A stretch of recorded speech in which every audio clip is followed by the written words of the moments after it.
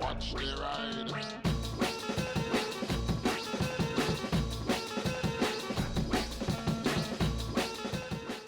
Hey everybody, hope you're all doing alright out there. So I've just returned from a lovely 3-hour ride on the XJ6. Now it's back on the road with its MOT, and unfortunately I recorded 3 hours of time lapse. Yeah, I'm slightly perturbed. I recorded 2 videos, and the first one is actually what I'm doing now. I'm re-recording because it's important. I need to talk about this because this is an issue which might have been causing problems for my patron for quite a while. I'm spicy, but not that spicy. So as you may know, this channel, like many other YouTube channels, relies on Patreon to help top up funds so I can actually do this full time. It takes full-time hours, more than full-time hours to do this job, and I earn less than minimum wage. And people want to say, you know, it's not a real job and stuff. It's a production company. Other people do this. I don't want to get into that discussion. This is for the people who want to support me and have had issues. If we go back a couple of years, I had nearly 400 patrons and everything was going pretty good. And then things started to take a turn, and I noticed a lot of people complaining about issues about making payments. And as I say, the most patrons I ever had was about 380 a couple of years ago, and now the average is around 300. Also, I've had, I think, nearly 900 people through my patrons, in being a patron for a while and left, or never actually managed to make a payment, and so many of the reasons that they're like not patrons, it says payment rejected and stuff like that. And this is what this is getting down to. So I think this may have been having quite a significant impact on my patron, and I'm slightly annoyed it's taken until now for me to realise what's going on. So as I say, the problem is in payments. People are trying to make a payment to my patron and it gets rejected, and it makes no sense. The cards are fine, they work everywhere else, why is it not working here? And it's to do with the issuers, and also how my patron was set up, or maybe more potentially how things have changed over time. You see, with YouTube it's quite simple. They say, is this video made for kids or not? So it's specifically made for children, child safe, could go on YouTube Kids. Yes it is. Then you tick a box saying yes to that, and everything else is vetted by their system, which seems these days to be pretty good actually. You know, things don't get falsely demonetized unless it's political and things like that, so yeah, seems to be okay. However, with Patreon, they had a question which was, is your patron 18 plus? Now, at the time, this was only framed as like, is your content intended for people over 18?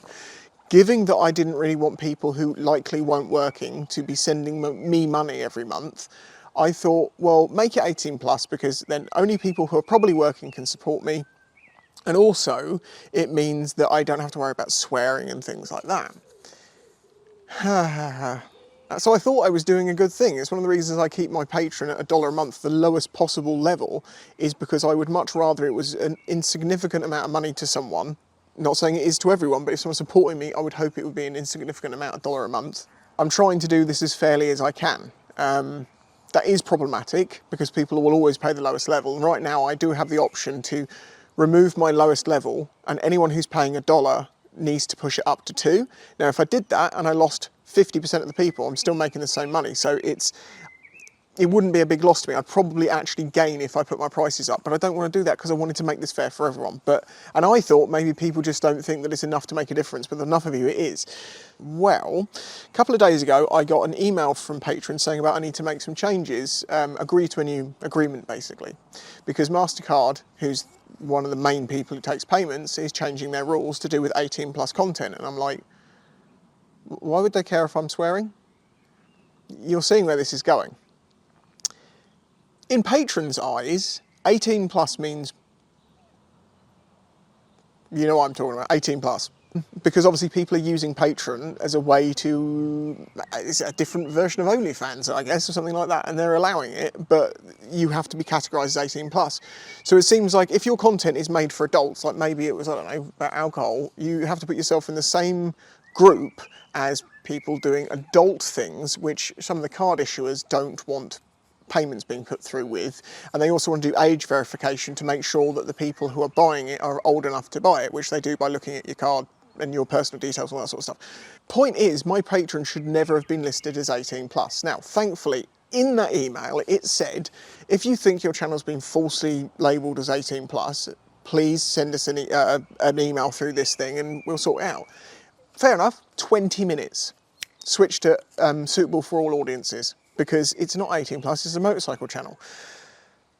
But because of that, I think a lot of card issues of payments have not been going right because you haven't got the age verification thing set up, or your card issuer isn't happy dealing with Patreon on 18 plus stuff because of the inherent risks with that.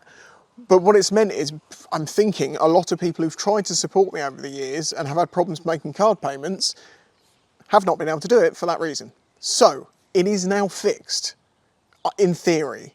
I don't know if it takes a month to take effect, so it's the next cycle, but as of a couple of days ago, Patreon now lists my channel as a non-18 plus channel. It is for everyone, because it is for everyone. The only reason I set it that way was so I couldn't have people who probably didn't have work sending me money, because I didn't really like the feeling of that. And also I wanted to make sure that I didn't have to worry about people saying, oh, hang on, you're swearing in your videos. That's what I was thinking of, not whopping out your schlong. So if you have tried to support me on Patreon in the past and you've had payment issues, then I'm hoping they will now be resolved and you'll be able to get on board. Now, I need to talk about alternatives, because some people don't like Patreon. I know there are other alternatives out there. I cannot close my Patreon down and open into another one, because you're never going to get people to move over. But I could open another one alongside Patreon that people are more happy with, or maybe the payment system will work for those people. The question is, which one? So if you do want to help support my channel, but you're not happy using Patreon, or you do want to support me and you're not happy using the PayPal button when you can just support me directly, then let me know what platform you'd be happy with. I don't want to use YouTube memberships, and the reason for that is, the way Patreon works is it just is a way of sending posts. It is a private social media, because when I put a video on there, it's not on Patreon, it's on YouTube.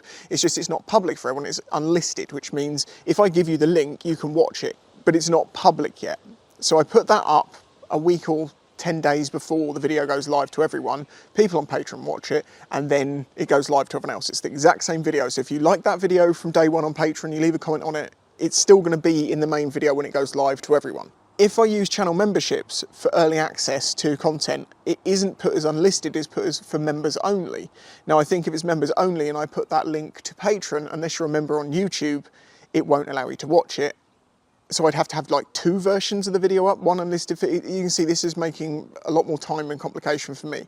So YouTube isn't really a great option. So if there is an alternative that you like, let me know and I might set up one out there. I've heard of like Substack and a few different things that can be used. There was one that someone mentioned that was particularly good a while ago, but I don't know which one people think is trustworthy in the sense of what they trust. I don't have a problem with Patreon. People had a problem with Patreon because Patreon basically started getting political about what they were allowing and not allowing.